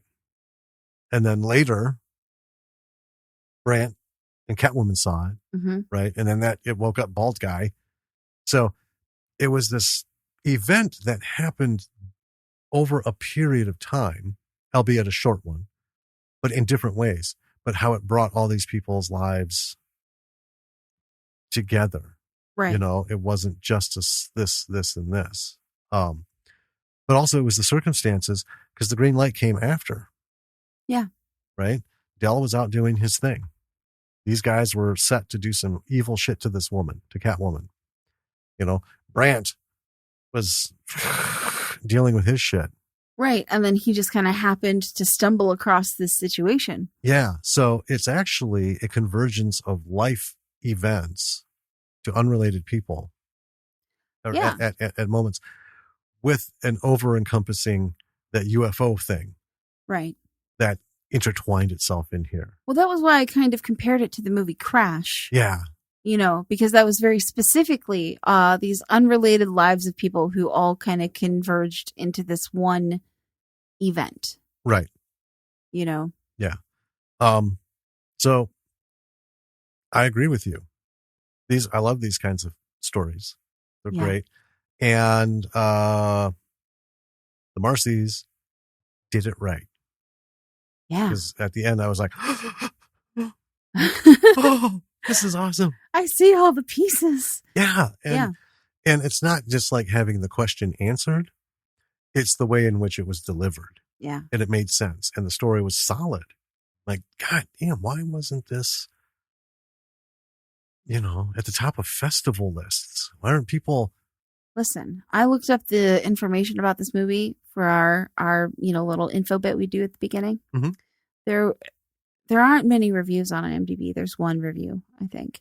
And that review was like, I saw this at a film festival and, such and such, and holy shit, it was amazing. Right? So it has a really good review. A really good review. That's and well deserved. I mean, okay. That's like the Revenge of Zoe guy with Cliff and Marty. Hey, let's make this movie for our fan. I mean, not but it fans, deserves our fan. Well, I'm glad that person gave a review because it deserves a really wonderful review. This is a wonderful film. It is. And that's what I'm saying. I know it's back in 2005 and it was, there wasn't the over-encompassing internet where a film festival win can instantly be, sent across the world. Right. To get attention. Yeah, I almost feel bad that we gave away the ending, but we always do that, so. I don't. I think, it's worth the ride. That's true. I mean, it's things like this. Because movies like this, I will watch this again. Yeah.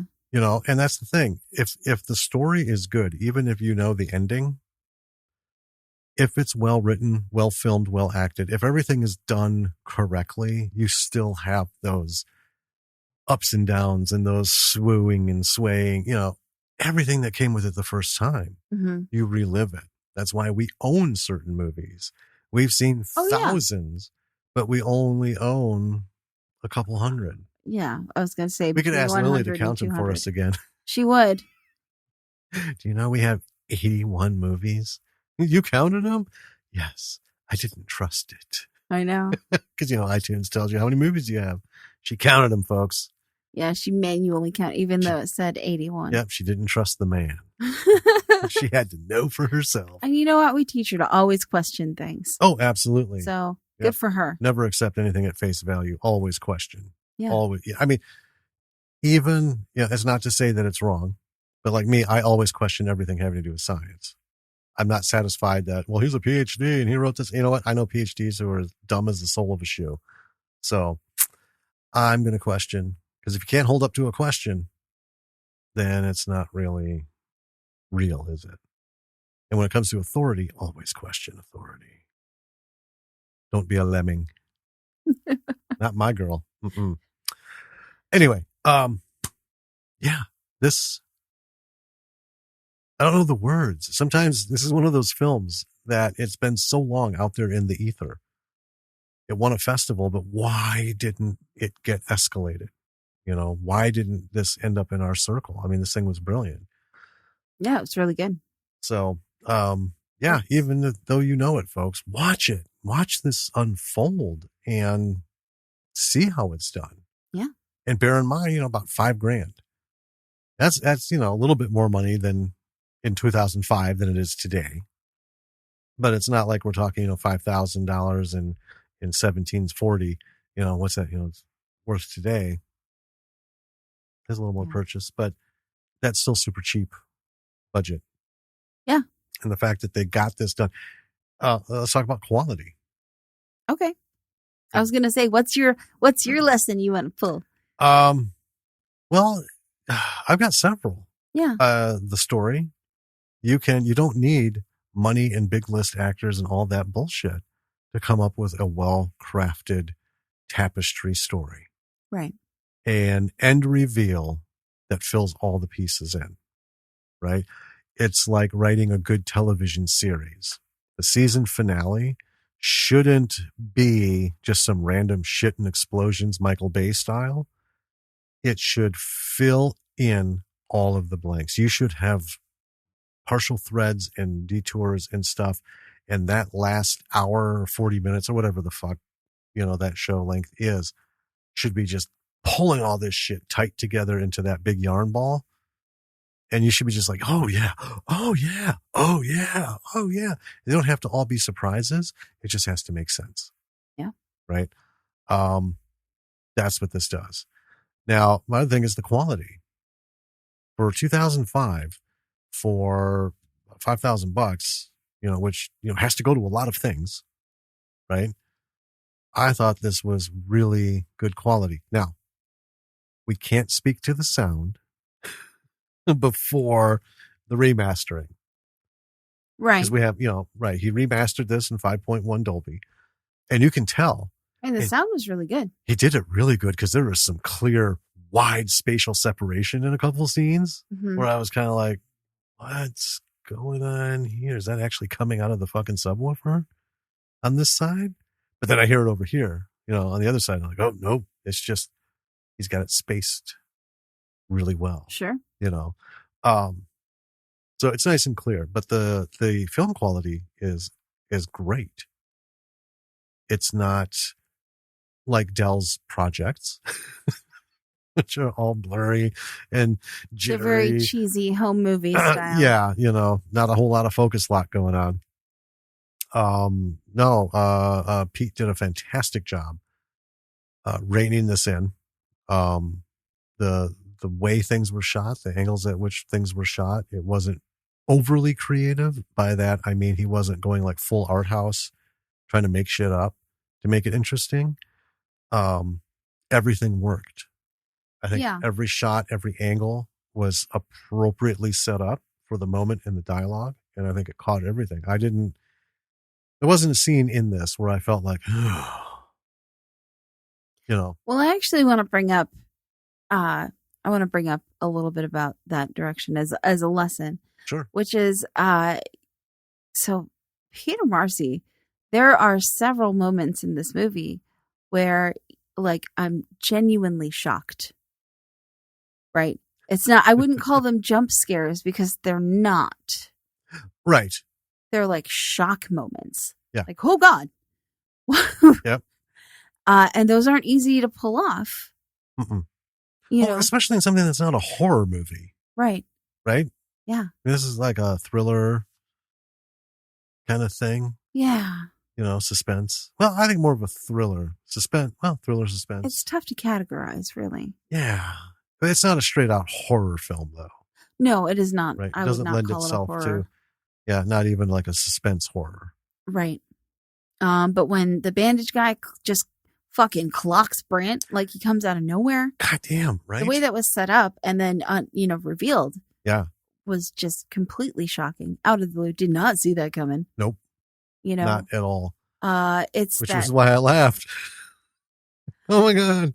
That unpredictability that comes out, like a little bit in the writing, but especially in the direction and the way that it was filmed. And the editing. Let's not forget the Marcy boys. They, same with Attack of the Taddy Bogle, They do it all in house. Yep. Do it all in house. Attack of the Taddy Bogle. We thought, man, that was like a brilliant shot. Did you set that up or did you catch it by accident with that deer by the tent when all this weird shit's going on? He's like, nope, that's a digital deer. We're like, fuck. He's like, yeah, I felt like it needed something, so I figured out how to do that and did it. I'm like, God damn. Yeah. That was good because blew right by us. Looked as real as anything else. And it was a very poignant shot. Those moments, I think, come with that's, well, let's talk about Attack of the Taddy Bogle and their jump scares. That's a horror movie and it had some jump scares. Yeah. But it wasn't the setup for a jump scare. It's like something would be going on and then in comes Taddy Bogle and just starts fucking shit up. I mean, that's the thing. If you want to startle or jump scare, like, just fucking forget the tropes. Right. There was no fake setup because, folks, those of you who listen to the episode, don't bother with the setup. Yeah. Those of you who haven't, go back because that's one thing that made this thing work. When that shit starts to kick off, it is nonstop. There are no suspenseful moments, no meaningful dialogues, and Jesus Christ, no conversation about fucking relationships. Oh yeah, it's just a good old-fashioned slasher. Like, the writing is good and there are conversations and stuff. Yeah, but they don't like take those formulaic pauses. It's not like All Through the House. Yeah, you know, the Santa slasher that spent 90% of its film on terrible story. Yeah, the quality of the film, the editing is good. I did not feel like we missed things. Because unfortunately, on super low budget indie films, we see that sometimes where there's edits and they don't know how to make clean edits. And so we have like little nuggets of the story popping up here and there that were edited out. And it's just like, why did that? What was that even? Right. You know? So, but it's nice and clean. And it's what gives us those surprises and makes it like that. Yeah. You know? That, yeah, when he fucking hit Brandt, Jesus Christ. I'm like, this is not how this movie feels. Right? This isn't the road we've been traveling. And I love that. That's what makes a good movie. Right? You're on the ride, you're on the roller coaster, and you know the ride. You know what's the ups and downs and the turns and the loops and shit. And the next fucking thing you know, you're veering off. You're like, what the hell?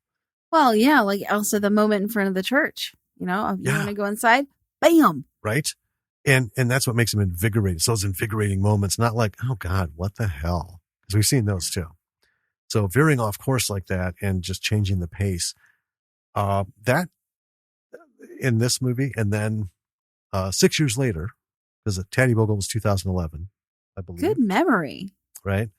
You know, in 6 years, I see, again, seeing backwards, I can see where Pete was developing all of his in Taddy Bogle that we were like, God damn, that's good. Well, I saw the flowering of that. Right. Right? Like, oh yeah. Yeah. Just a great movie. I liked being confused. I liked his approach. Well, their approach, because he didn't write it by himself. Right. Right.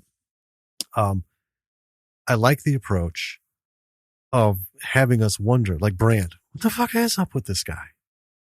Right. Right? Is he a dick? Is he just emotionally, shallow? What's, oh, well, now I get it. That's the thing. Is he being paranoid? Right? Right. Is Rachel cheating on him, or is she just, like exhausted with his antics? And that was the thing. So what do we know about Brandt up until that point, right? Well, something he drank, passed out, or maybe the alien thing dropped him in the river because we don't know what he was staring at. Something happened and he ended up in the river. Right. Now, honestly, I thought the three frog masked guys might be the aliens and responsible for some of this weird shit. But then, they pull out the knife and then the rock thud. I thought, well, that's very un-alien like. Right. I don't think extraterrestrial visitors are, going to pull a shiv and then bludgeon somebody. It seems like they'd have a little more to do about it than that. But, but I like the mystery of Brandt. Like, what is this fucking guy? And I tell you what, the payoff was magnificent. That he heard her, ran like fucking G.I. Joe, right? Yeah. Just, nope, not on my watch. set him up to me as this guy's top notch. Fuck Rachel. Yeah. The first moment in this movie, I'm like, fuck yeah, Brent. Right?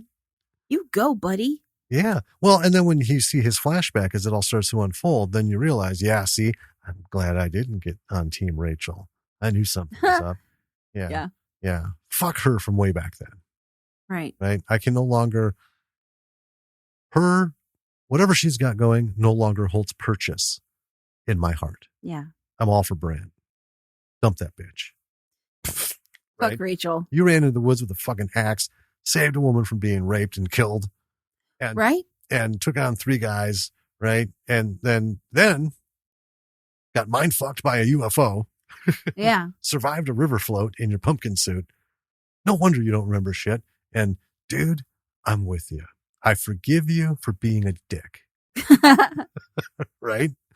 Yeah. I'm thinking, what's going on in Rachel's life? Oh, well, she sucked a dick on Halloween and she's just been a horrible bitch ever since. So, fuck you, Rachel.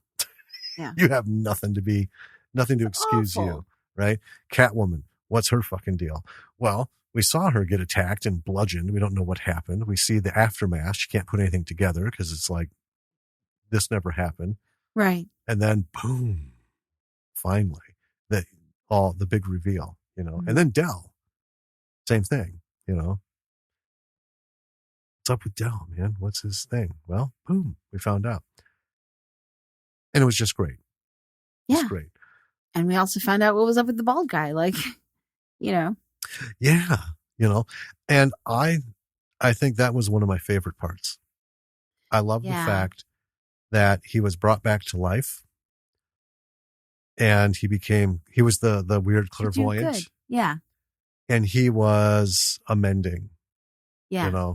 He was repairing the situation. It's making amends. Yes. Yeah. I don't know. I just thought that was like top notch. It was an excellent piece to throw in all this. I think it would have been good without it. Yeah. I think the tying together of stuff was so satisfying. It could have been almost any combination of other shit. And I think it would have sold just as well. But yeah, bald guy, man.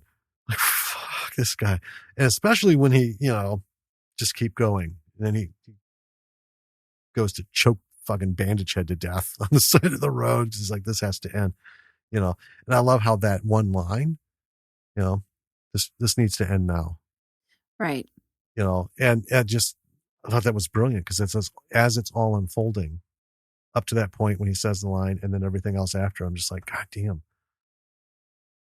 That's so over encompassing. Well, yeah, he wastes no words throughout this whole movie.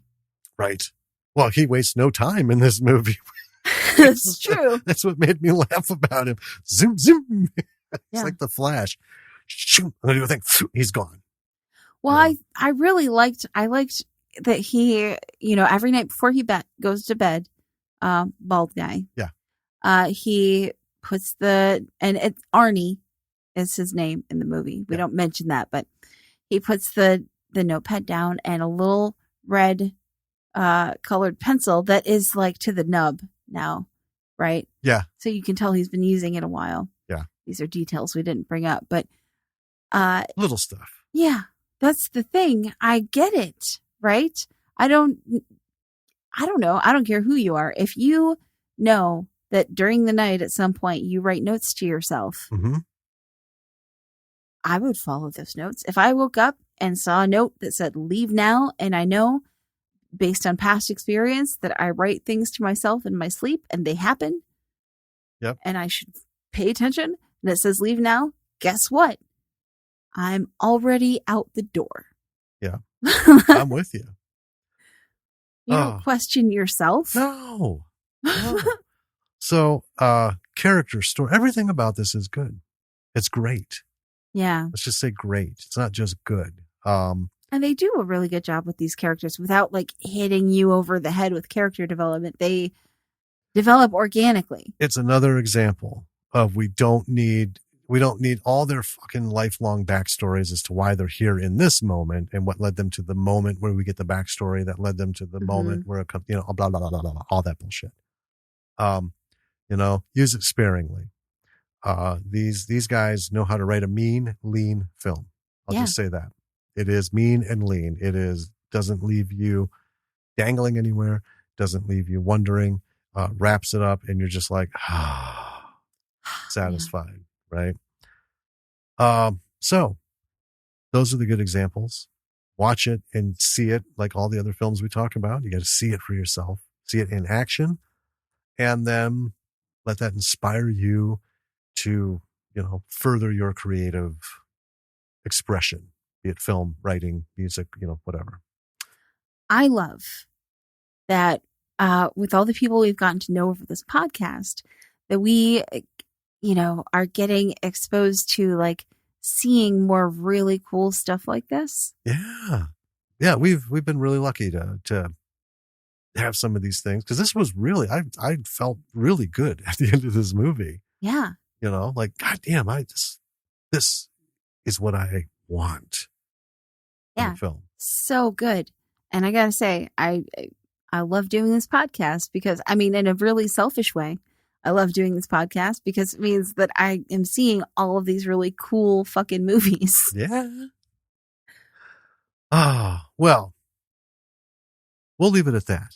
Yeah. With this cool movie until we get to the next one. One thing I do want to talk about real quick is don't be a dickbag.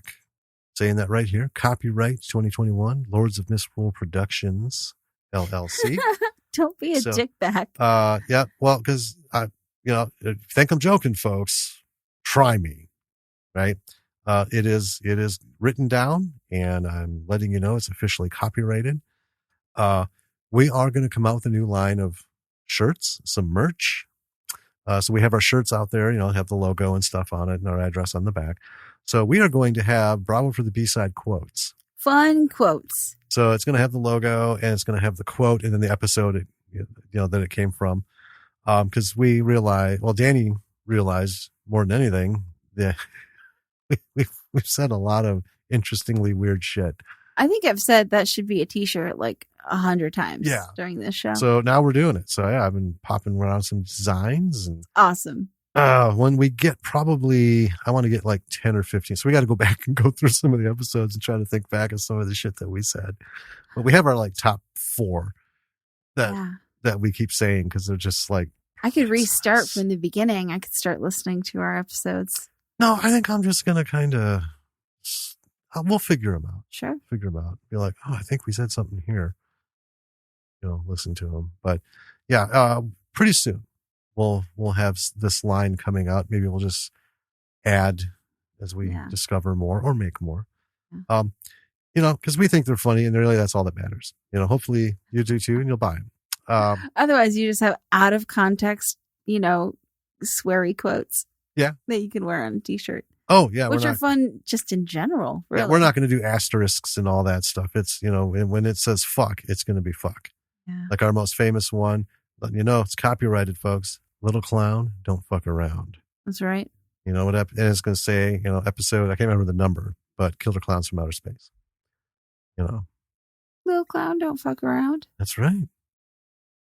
Say it, live it, wear it, show it. Hell yeah. All right. Now, normal stuff. Come visit our website. www.lordsofmisruleproductions.com. It's got everything there that you need. It has our blog. It has all of our episodes. It has all of the links to the platforms that we are currently on. It has links to our social media. It has links to our Patreon. Check out our Patreon and join up if you like what we're doing. When we get enough, we're going to be handing that merch out to patrons for free monthly. Ooh. That's why we have to have a limit, because we thank you guys for listening. We love the fans. We love the people who are working with us, talking to us with interviews and stuff and telling us about their films. However, I'm not going to spend $1,000 a month on merchandise just because. That's why we need more patrons to hit that goal. We hit that goal, everybody's going to get stuff. And as time goes on, more different kinds of stuff. This is just like this is just a basic. It's shirts, water bottles, masks, bags, a couple other things to get started. as time goes on, we'll figure out even more cool shit. And that's what you guys as patrons would get to chime in on. Yeah. You know. But, if you're not ready to be a patron, you still have the option to support the show by checking out our merch store and purchasing some merch from the store. Yeah. Well, you can make a one-time donation on Patreon, or you can, instead of just making a donation, how about buy some of that merch? Yeah. Add to your wardrobe, add to your water bottle collection. And then you can wear your cool Bravo for the B-side shirt. And when someone goes, "What's that?" you can be like, "Oh, it's this dope podcast I listen to." Yeah. Just look on the back, lordsofmisruleproductions.com, bitch. Well, don't call them a bitch. They're being nice asking about our podcast. Oh, come on. Anyway, I find it sad though. The masks are super cool, and we are coming to the end of mask wearing. Not within a couple days or a week, but I just feel like we should have done this a year ago, because those are some cool looking masks. Yes, it's our logo, but those are the coolest masks I have seen yet. The colors are crisp and clean. They're awesome. Yeah. They're just awesome. Checking us out on social media, see who we're following, who follows us. We've gone through that because they're, creatives and podcasters, and just expand your horizons. And then on whatever podcast platform you're listening to us on, if you can, give us a rating and review. Yeah. Ratings are super important. Reviews are helpful because we would like to know what you're thinking. Better yet, once you do that, you could also send us an email, which is also on our website. You can send one related to the podcast or one to general info. Let us know what you think. Any thoughts, ideas, all for it. Also, you can reach out to us via email. Let us know if you've got a project, something you're working on or have done, and would like us to see it, possibly put it on the show, and possibly talk to you about it. Whatever role you had. We like doing that a lot. Oh, God, yeah. Because we've talked to people who haven't even made films. We've talked to so many people that, I can't list them all off the top of my head. I tried tweeting it, and it just came out a fucking mess because there's so many.